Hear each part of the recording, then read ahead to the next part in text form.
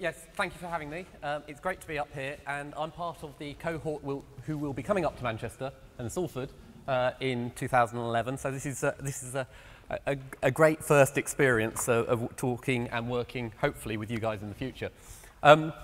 My job is to look after CBeebies and CBBC interactive across all media except television. I come from a TV background, so it's sort of, I've gone round the houses a bit, that I started off in children's television. I grew up, went to work in adult television. I have to be careful how I say that, because that sounds a bit rude. I did documentaries and I did serious stuff. And then about 3 years ago, I came back to children's to head up interactive. In that 10-year gap in between, I've been sort of spanning two camps. And I suppose what it was for me is that I was really passionate about how we get that two-way dialogue that someone talked about with our audiences. A lot of traditional program makers don't really worry about that. In fact, when I started, I wasn't bothered about that at all. I wanted to be the auteur, make the documentaries that I wanted to make, and it didn't really matter if anyone watched them because I was right. But I did a few things, including a children's program back in 1997 called Sub-Zero, which was sort of dabbling in the area of two-way communication. And that was a game show on Sunday mornings. It was commissioned as a subtle web educator. Didn't know what that meant either.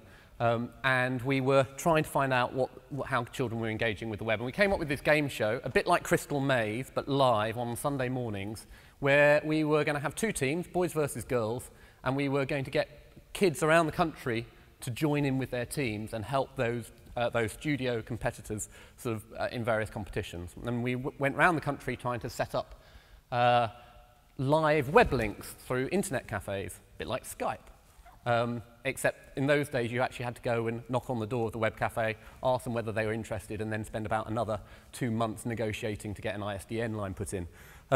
In some ways, that was really, really progressive. And you look around what we're doing on TV now, there aren't actually that many areas where there's still that two-way interaction. So, you know, a lot has changed in 10 years, but actually in other ways, not that much has changed, particularly when you look at traditional broadcasters. And that's where I'm sitting, and I talk to lots of broadcasters in the children's space across Europe. And we've still got this big separation between traditional media and new media. So when I came, just these are quickly the sites I look after. So when I was asked to come here, I was trying to work out what I should talk about. And my team said, well, I should talk about what I always talk about, which is children of the future. I use it internally. We talk about how it's really important to invest in children's services at the BBC because they're the licence fee payers of tomorrow. And I was slightly worried about that because I thought Ian might then crank up some Michael Jackson. So we decided it's not children of the future, but what can children teach us about the future? This is just sort of a word cloud of all the things that when we ask them what they'd like to do online, that they come back with. It's not actually that much about technology. It's mostly about stuff. And it's interesting that the more we've tried to define it, the harder we've been able to put the content we make into buckets. And there's a bit of a trend going around internally at the moment that we shouldn't call stuff content because that's a really off-putting word. So let's just call it stuff because that's actually what children call it, stuff. So what are they actually doing? Well, I thought I'd show you these slides from Childwise, really interesting report that comes out every year. It's a big quantitative survey by Childwise, and you can get access to this. But they do trend analysis, and 87% of 5 to 16s are now going online.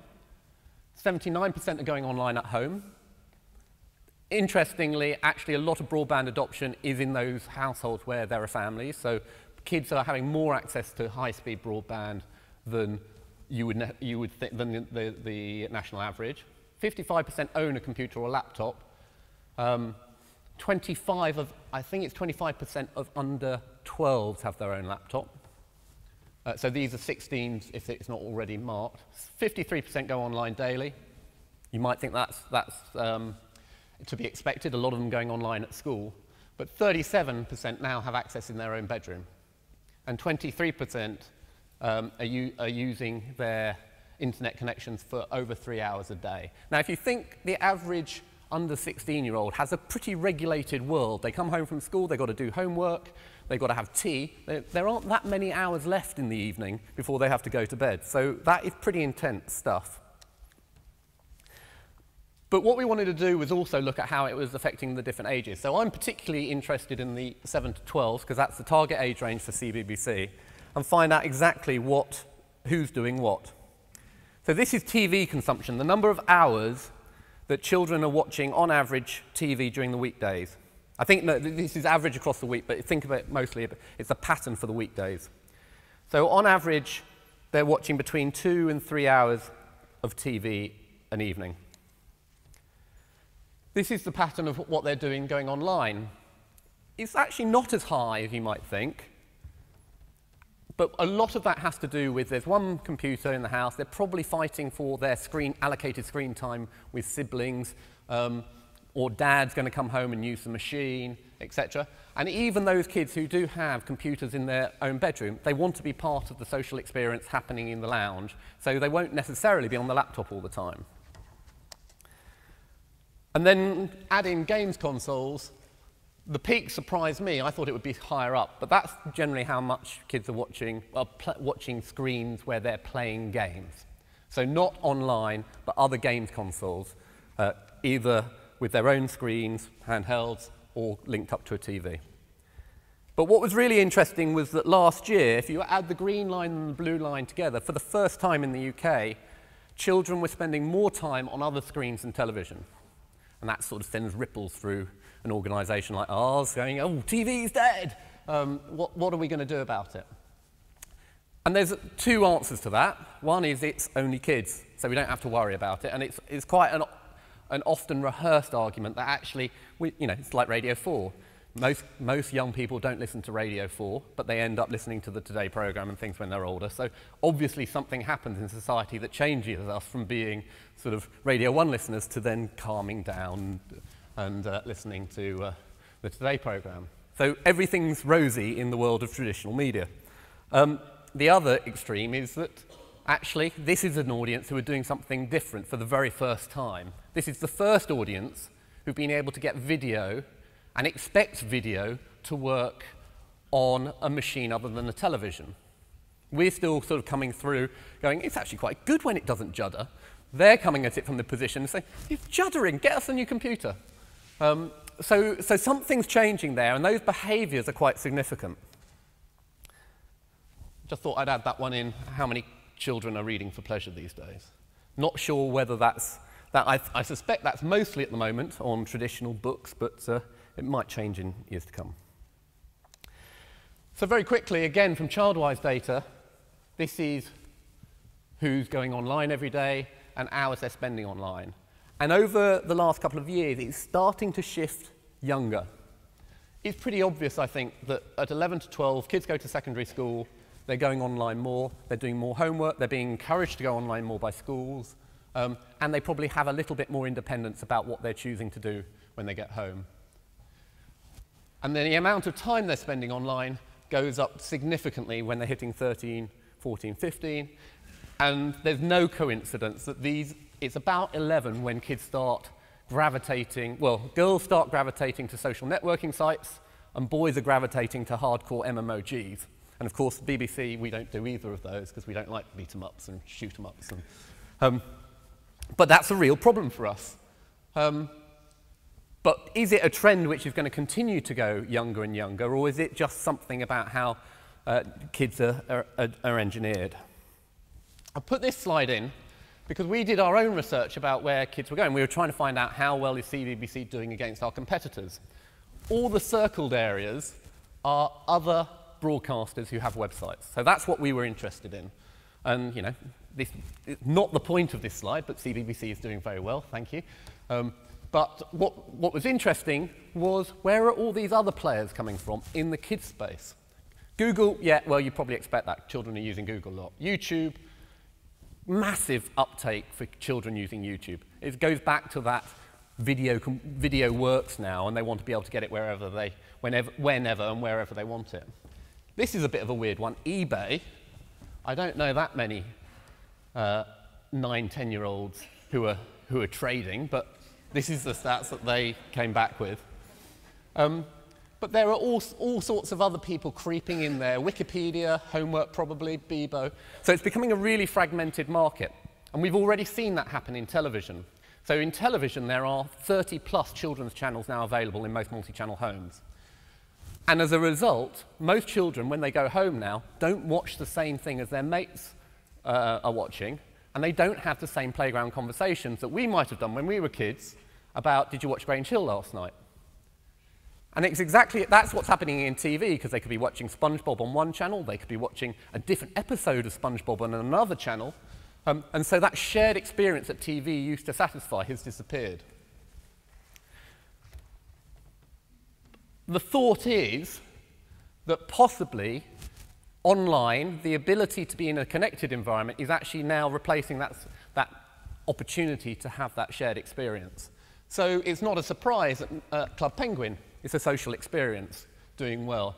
Even the social natures of things like YouTube, let's find Bebo, is not surprising that that's filling a gap that's been left by traditional media. I think, yeah, as I've said, but the other thing that's happening is all of the traditional broadcasters who are just delivering stuff via the internet are in decline. That's something that we've noticed, that the amount of viewing in this fragmented world to content providers, traditional content providers, is declining.